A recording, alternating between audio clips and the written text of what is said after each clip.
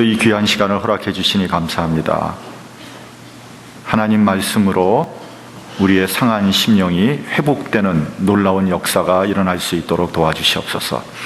우리의 사정은 각기 다릅니다. 그러나 주님께서는 우리의 각자에 알맞게 영적인 능력을 공급시켜 주시고 지치고 피곤한 심령을 영적인 말씀으로 일으켜 세우는 놀라운 역사를 이 시간 경험할 수 있도록 도와주시옵소서. 말씀의 지혜와 능력이 넘치도록 주께서 함께하여 주시옵소서. 예수님 이름으로 기도드렸사옵나이다. 아멘. 네, 오늘 우리가 다루는 본문의 말씀은 어려운 말씀은 아닌데 이 상황 자체가 잘 이해가 안 되는 그런 상황이라고 우리가 얘기할 수 있습니다. 오늘 이 말씀은 선지자 엘리야 이야기의 클라이막스에 해당되는 그런 말씀이죠. 때는 이스라엘 왕 아합 때였습니다.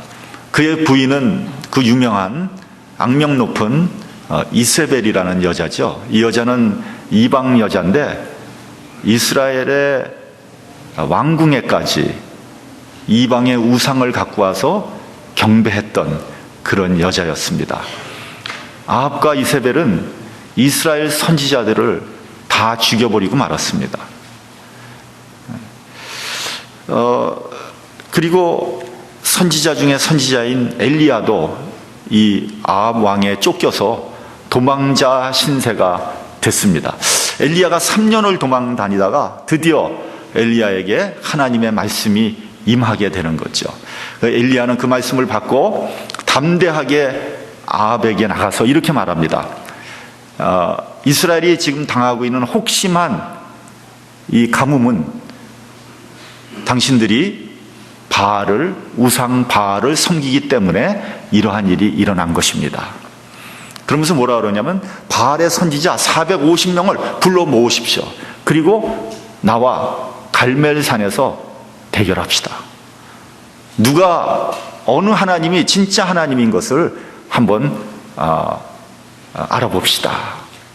그러면서 어떻게 얘기를 했냐면은 갈멜산에다 제단을 세우고 거기다가 송아지 제물을 올려놓고 하늘에서 불이 내리는 신이 진짜 신이다. 그렇게 합의를 했습니다. 먼저 바알의 450명의 선지자가 제물을 올려놓고 자기 신을 부르기 시작합니다. 바알이여, 바알이여. 하루 종일 신을 부릅니다. 아무 응답이 없습니다. 나중에는 칼과 창으로 자기의 몸을 자해하면서 바알의 이름을 불렀습니다. 그래도 아무런 응답이 없었죠. 이제 엘리야의 차례가 됐습니다. 엘리야는 여호와의 단을 만듭니다. 그리고 그 위에 송아지를 각을 떠서 제물로 올려놓습니다. 그리고 그 제단 주변에 도랑을 파라고 합니다. 도랑을 쫙 팠어요. 그리고 그 위에다가 물을 쏟아붓게 했습니다. 3번을 물을 쏟아부니까 제물이 흠뻑 젖었고 그 제단 주위에 있는 도랑에까지 물이 가득 찼습니다. 그리고 난 다음에 엘리야는 엎드려 기도합니다. 아브라함과 이삭과 야곱의 하나님이시여, 주께서 이스라엘의 하나님 되심과 내가 주의 종이 됨과 또 이러한 일을 하는 것이 다 하나님 말씀으로 하는 것이라는 것을 알게 하여 주시옵소서. 간절히 기도합니다. 그랬더니 하나님의 불이 하늘에서부터 내려와서 번제물과 나무와 물과 돌과 흙을 다 핥아버리고 말았습니다. 깨끗이 다 태워버리고 말았습니다. 백성들이 막 환호를 하는 거죠. 엘리야는 백성에게 얘기합니다. 저 450명의 바알의 선지자를 한 놈도 남기지 말고 다 죽여버려라. 그래서 그때 바알 선지자가 모조리 백성들의 손에 의해서 죽고 말았습니다. 그러고 오늘 본문 1절이 시작이 됩니다. 한번 본문 1절을 우리 다 같이 봉독을 하겠습니다. 본문 1절 시작. 아합이 엘리야의 무릇 행한 일과 그가 어떻게 모든 선지자를 칼로 죽인 것을 이세벨에게 고하니. 재밌죠? 여러분, 아합은 왕입니다. 왕인데 자기 부인인 이세벨에게 그 모든 일을 고하였다. 거꾸로 된 거 아닙니까? 그렇죠?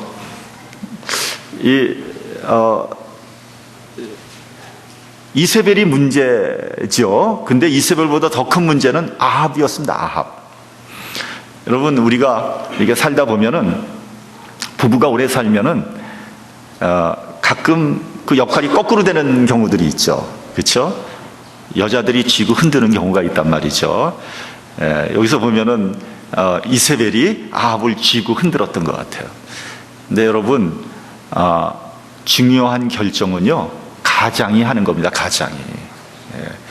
가장이 올바른 결정을 하게끔 부인이 잘 보조하는 겁니다. 부인이 그냥 자기가 다 흔들었다면은 그거는 안 좋은 겁니다. 그거는 성경적으로 맞지 않습니다. 그렇죠? 자, 어찌됐건 2절에 보면은 이세벨이 이 소식을 듣고 엘리야에게 사람을 보냅니다.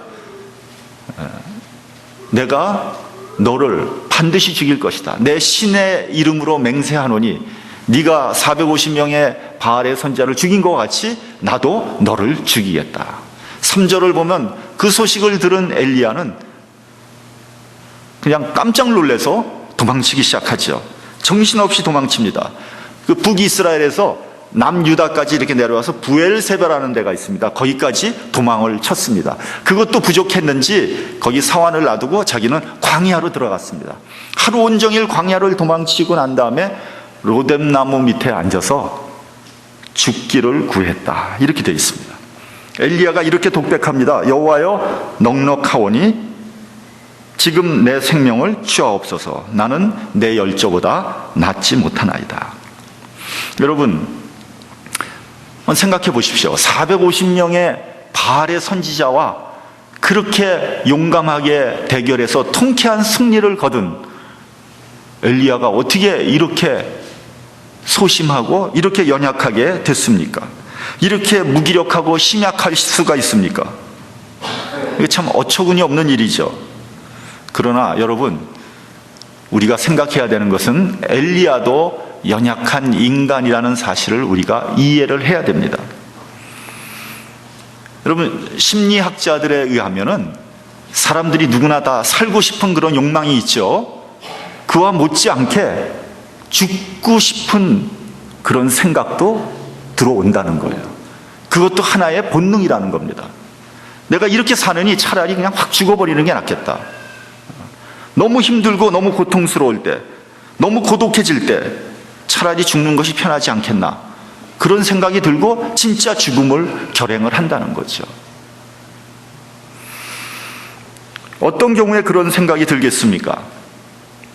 첫째는 여러분, 우리가 육체적으로 고통스러울 때 죽고 싶은 생각이 든다는 거죠.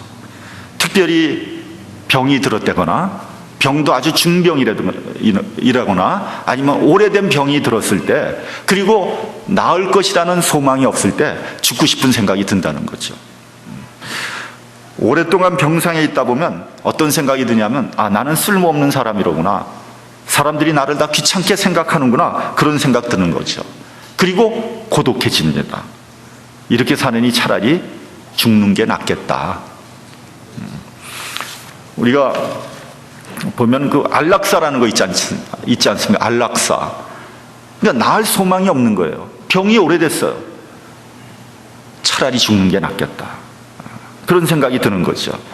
처음에 병 들었을 때는 많은 사람들이 관심을 갖죠. 그리고 위로도 합니다. 근데 시간이 좀 오래 지나면은 이제 슬슬 짜증이 나는 거죠. 귀찮은 생각이 드는 거죠. 환자들이 그러한 것들을 볼 때 환자들은 어떤 생각을 하냐면, 이거 차라리 내가 죽는 게 낫겠다, 그런 생각이 든다는 거죠. 가끔 한국 신문을 보면 노인들이 자살하는 기사가 나옵니다. 노인들이 왜 자살을 할까? 과거에는 대과적으로 있을 때는 노인들이 존경을 받았죠. 자신의 존재 가치를 인정받았습니다. 대접을 받았죠. 근데 핵가족이 되면서부터 자식들이 뿔뿔이 흩어지지 않습니까? 아무도 부모와 함께 살려고 하지 않습니다. 나이가 점점 들면서 나는 쓸데없는 존재가 되는구나. 소외됩니다. 할 일도 없어집니다. 그리고 다른 사람의 도움이 필요하죠, 육체적으로. 근데 도움을 청할 데가 없는 거예요. 고독한 겁니다. 이렇게 하느니 차라리 죽자, 그런 충동이 나오게 되는 거죠. 둘째로, 여러분, 정신적으로 고독할 때 죽음에 대한 충동이 생깁니다. 특별히 여러분, 성공한 사람, 부자들 가운데 자살하는 사람이 많다는 거예요. 여러분, 못 살아서 생활고 때문에 죽는 사람도 많지만 그보다 성공한 사람, 부자들이 죽는 케이스가 더 많다는 겁니다. 왜 그런지 아세요? 고독하기 때문에. 그리고 부와 성공이 자신을 행복으로 이끌지 못한다는 것을 깨닫기 때문에 더 외로워지는 겁니다. 더 홀로 있는 듯한 기분이 드는 겁니다. 높이 올라갈수록, 성공할수록 마음을 나눌 상대가 적어집니다. 다 자기를 그냥 끌어내리려는 사람들밖에 없는 거죠. 그래서 어느 단체이든지 거기서 장들은 다 외롭습니다. 회사의 CEO라든지 어느 단체의 장이라든지 또 대통령 같은 직책, 굉장히 외롭죠. 여러분, 목사도 외로운 직책입니다. 모든 결정, 중요한 결정을 목사가 해야 되거든요. 어떤 때는 백척간두에 서 있는 기분이에요. 꼭 절벽 위에 서 있는 기분이에요. 떨어지면은 어떻게 될까? 그런 생각이 듭니다. 정신적으로 고독한 거죠. 여러분, 미국에서 조사한 바에 의하면 전문직 중에서 의사의 자살률이 제일 높다는 겁니다. 그거 아세요? 의사들이 제일 많이 자살을 한다는 거예요. 그 중에서도 정신과 의사들이 통계로 나와 있는 겁니다. 여러분, 의사라고 하면은 경제적으로는 이미 어려움을 벗어난 사람이죠. 경제적인 어려움은 전혀 없습니다. 그리고 존경받는 직업이죠. 환자들이 의사를 마치 하나님 대하듯 합니다. 그래서 남들의 고민은 잘 들어주고 남들의 고민은 해결을 해주지만 정작 자기의 고민은 해결할 수 없는 겁니다. 굉장히 고독합니다. 여러분, 인간은요, 다른 사람의 문제는 해결할 수 있을지 모르지만 자신의 문제는 자신이 해결할 수 없는 모순적인 존재라는 걸 알아야 됩니다. 그래서 그런 위치에 있는 사람들이 방황하는 거예요. 어떻게 할 줄 모르는 거예요. 그 마지막으로 자살을 선택하는 거란 말이죠. 셋째로는 영적인 고독이 올 때 그런 생각이 든다는 거예요. 하나님과의 관계가 단절된 듯한 느낌이 들 때 영적인 고독을 느낍니다. 아무리 불러도 대답이 없습니다. 여러분들 혹시 그런 느낌 들은 적 있을 겁니다. 하나님이 내 기도를 들으시기는 하나? 왜냐하면 이렇게 힘든데 하나님께서 응답해 주지 않거든요. 하나님의 뜻을 모르기 때문에 굉장히 답답합니다. 내가 뭘 잘못했나? 왜 하나님은 응답을 안 하실까? 저는 가끔 북한을 놓고 기도할 때 그런 기분이 많이 듭니다. 어떻게 저럴 수 있을까? 지금 북한에 지하교인들이 20만에서 30만 정도 된다고 하는데 왜 하나님은 저들을 그대로 놔둘까?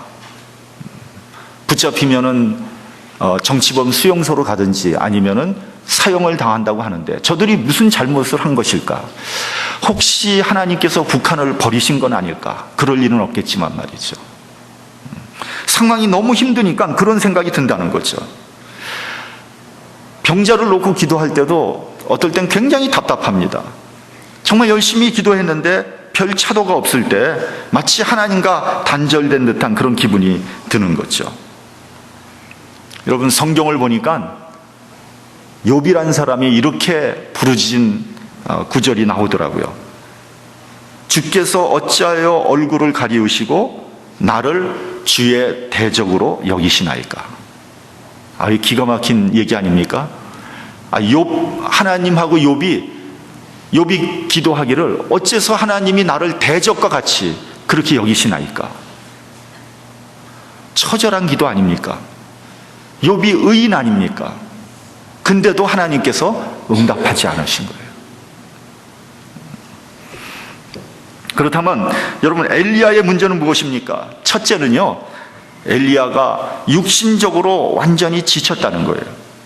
혼자서 450명의 바알의 선지자와 대결하는 일이 어디 보통 일입니까? 혼신의 힘을 다 썼을 겁니다. 젖먹던 힘까지 다 쓴 겁니다. 물론 하나님께서 약속하시고 하나님께서 말씀하신 거니까 하나님께서 책임지실 거라는 생각은, 그런 믿음은 가지고 있었지만 얼마나 육체적으로 정신적으로 스트레스를 받았겠습니까? 만약에 기도하는데 하나님께서 응답하지 않으신다면 어떻게 될까? 아니, 기도하는데 하나님께서 불을 내리지 않는다면 어떻게 될까?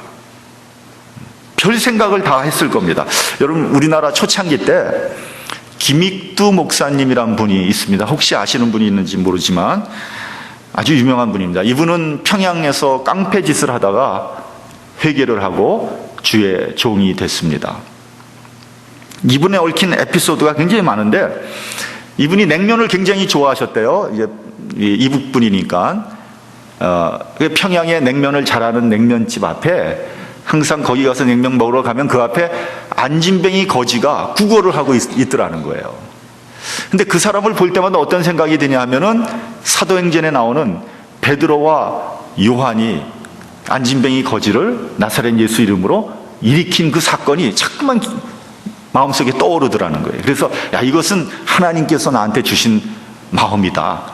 나도 저 사람을 예수의 이름으로 한번 일으켜 세워야 되겠다. 그런 생각을 항상 가지고 있었던 거예요.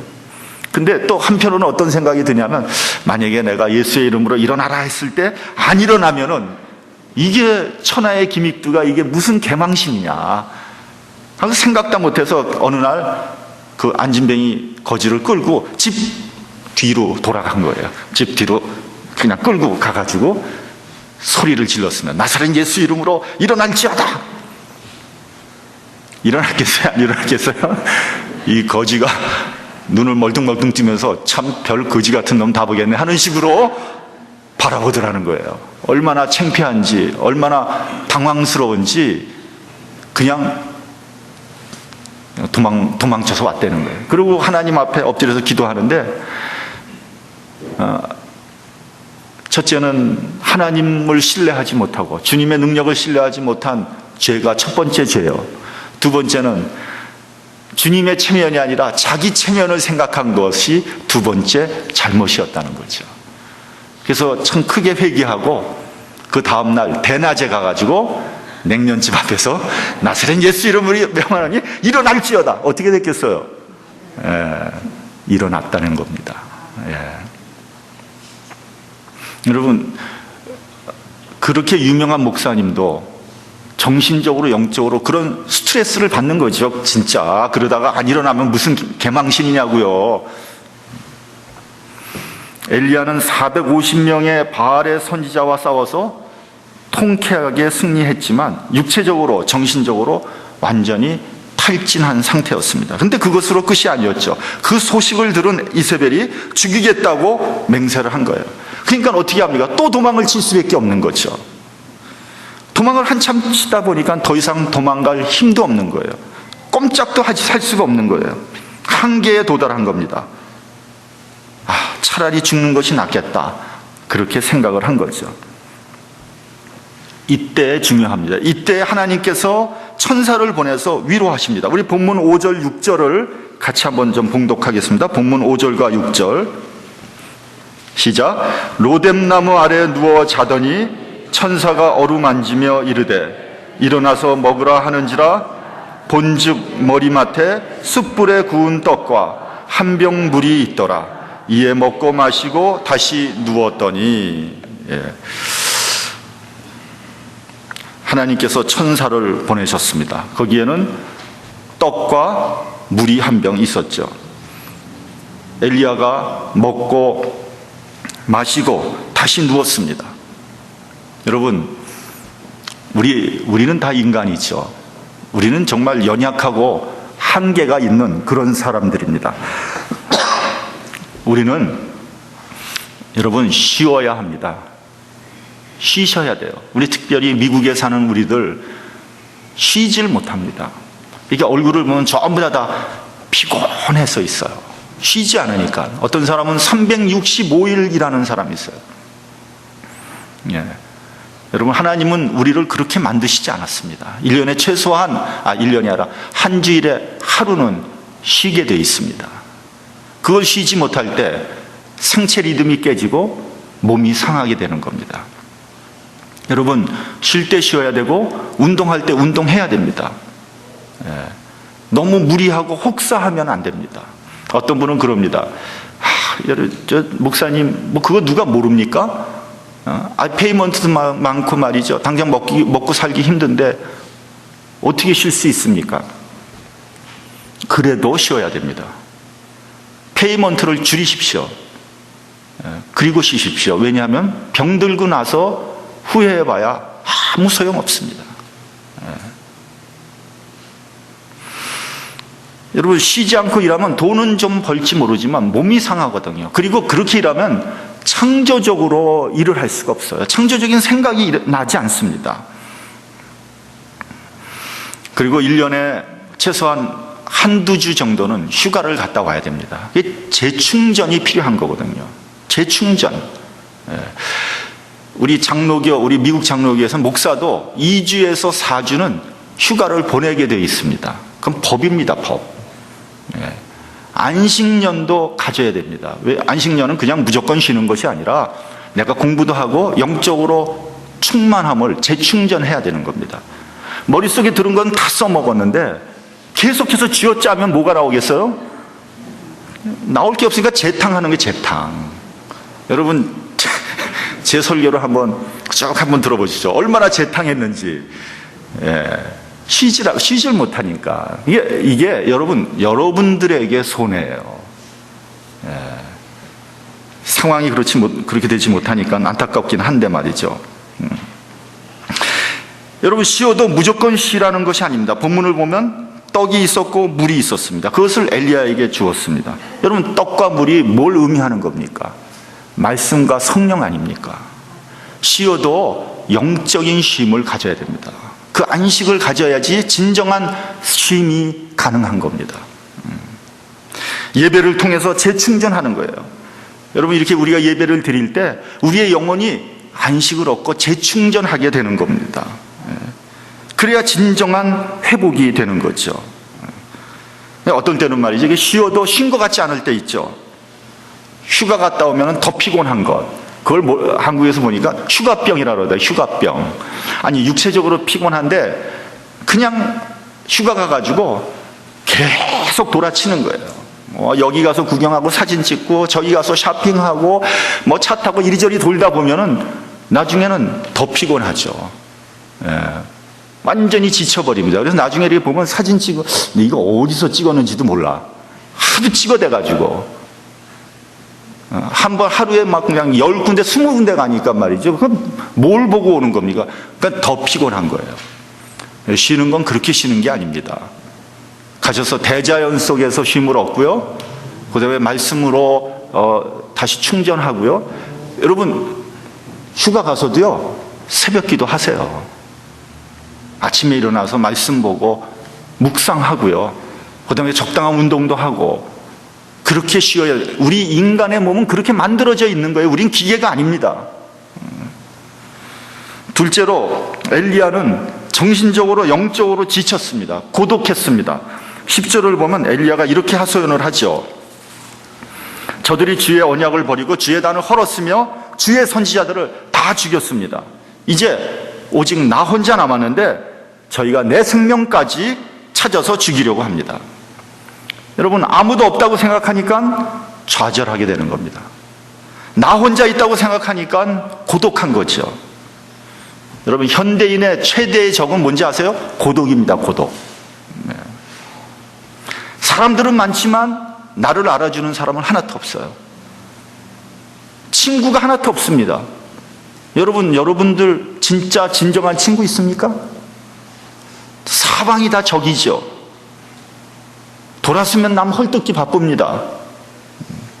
완전히 외톨입니다. 그래서 현대인들 가운데 은둔형 외톨이, 폐쇄형 외톨이가 그렇게 많다는 거예요. 심각한 문제입니다. 특히 젊은 사람들, 오직 하나 친구가 있는데 뭐냐면 컴퓨터. 하루 종일 컴퓨터 하고 있는 거예요. 교회에서도 교제 안 합니다. 서로 경계합니다. 마음속에 있는 말 안 합니다.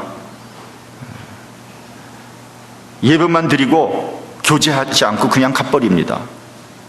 성도의 교제가 이루어지지 않는 거예요. 여러분, 이건 심각한 문제입니다. 우리 교회 예배 시간에 교제의 시간이 있지 않습니까? 다 일어나가지고 다 교제하세요. 막 반갑게 악수하고 인사하세요. 그러기 위해서 만들어 놓은 거예요. 근데 제가 이렇게 가만히 보니까, 오늘은 내가 유심히 보니까 몇 사람 더 일어나더라는데, 전에는 저하고 장로님들만 일어나서 돌아다니는. 여러분들은 가만히 앉아서 악수하고 장로님하고 저는 돌아다니면서 인사하게 만들어 놓은 게 아니에요. 처음 오신 분들은 좀 쑥스러우니까 가만히 있지만, 그렇지 않은 분들은 좀 일어나서 주변 사람들하고 인사하세요.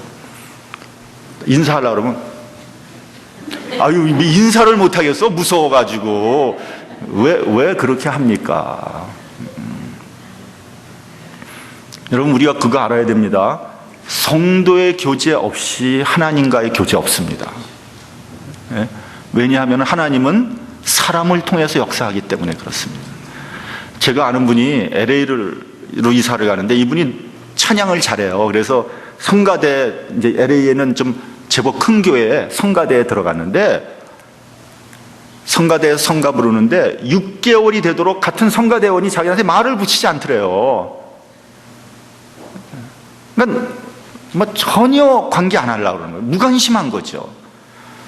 이 사람이 저한테 그러더라고요. 야, LA라는 데는 삭막한 곳입니다. 적응이 안 됩니다. 그렇게 얘기를 하는데, 그러니까 극도의 개인주의, 자기중심주의가 교회에 들어와 있는 거예요. 여러분, 교회에서는 예수님의 뜨거운 사랑이 나타나야 되는 겁니다. 근데 그 사랑이 어디서부터 나타나야 돼요? 나로부터 나타나야 돼요. 아유, 이 교회는 사랑이 없어. 왜 남이 자꾸만 자기를 사랑하기만 원하냐고요. 나는 뭐 하는 사람이에요? 나도 다른 사람을 뜨겁게 사랑해야 되지 않겠습니까?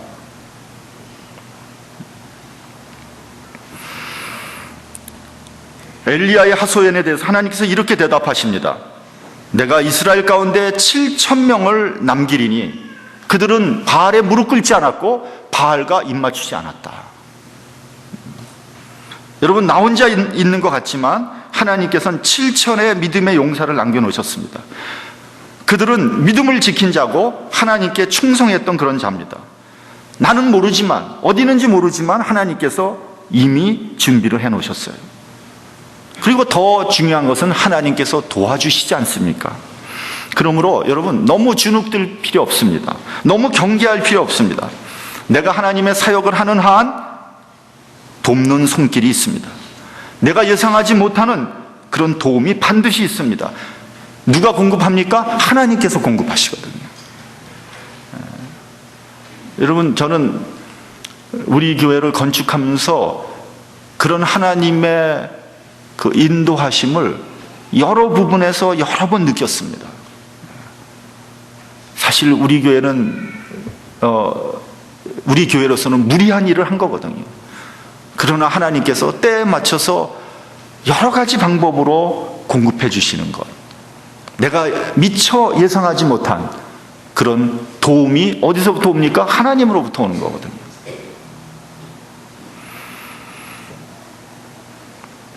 교회도 마찬가지입니다. 여러분, 교회가 온전히 서 있는 한 절대로 무너지지 않습니다.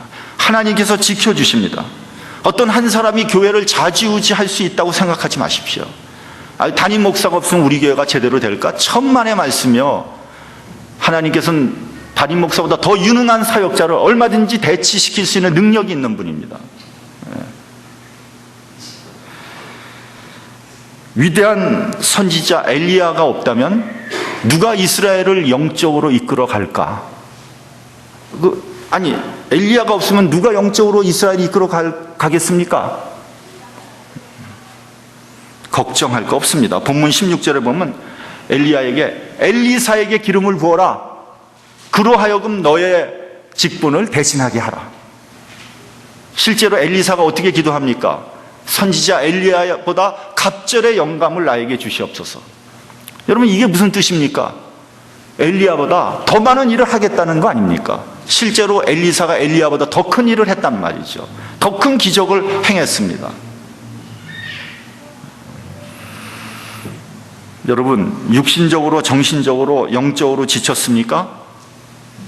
너무 처져 있지 마십시오. 먼저 휴식하십시오. 그리고 하나님의 말씀과 능력으로 재충전하십시오. 다시 회복해야 됩니다. 그래야지 하나님 일을 할 거 아닙니까? 요즘에 미국이 너무 힘들고 고통스러워가지고 되는 일이 없다. 너무 처지지 마세요. 우리가 보이지는 않지만 하나님께서는 나를 위해서 도움을 공급해 주시려고 준비하고 계시다는 사실을 알아야 됩니다. 내가 회복해야 됩니다. 여러분, 언제까지 한탄만 하고 있겠습니까? 언제까지 패배자로서의 모습을 그냥 처져서 있겠습니까? 하나님께서는 7천의 용사를 남겨두셨습니다.